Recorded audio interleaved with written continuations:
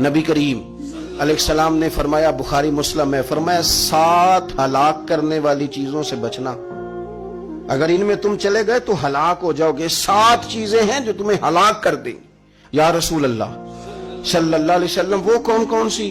تو حضور نے فرمایا، اللہ کے ساتھ شریک نہ کرنا، ہلاک ہو جاؤ گے۔ دوسرا نبی پاک صلی اللہ علیہ وسلم نے فرمایا، جادو نہ کرنا، ہلاک ہو جاؤ گے، ہلاک۔ اور یار جسے حضور فرما رہے ہیں ہلاک ہو جائے گا، وہ بچے گا؟ نبی پاک صلی اللہ علیہ وسلم نے تیسرے نمبر پر فرمایا، جس شخص کے قتل کرنے کو اللہ نے حرام قرار دیا ہے اسے قتل نہ کرنا، ہلاک ہو جاؤ گے۔ چوتھے نمبر پر رسول پاک علیہ السلام نے فرمایا، سود نہ کبھی بھی کھانا، ہلاک ہو جاؤ گے، ہلاک۔ بڑی بڑی دلیلیں دی بینک والوں نے، بڑا سمجھایا تو حاجی صاحب مان گئے، محترم مان گئے، کہنے لگے نہیں جی نہیں، وہ کاروبار میں لگاتے ہیں۔ بڑے بھولے والے ہیں ہم، پتہ سارا ہے۔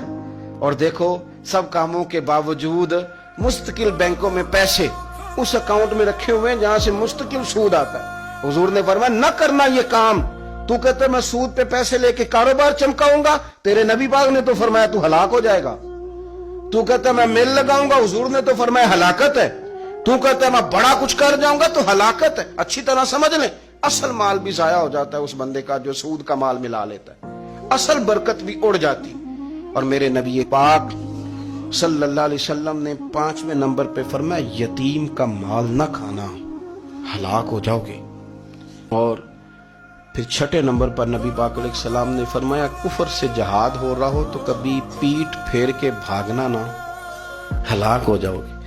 اور 7ویں نمبر پر اللہ کے رسول نے فرمایا، بے قصور اور بے گناہ عورت پر تہمت نہ لگانا، بلا وجہ بہو کے کھاتے نہ کچھ ڈال دینا۔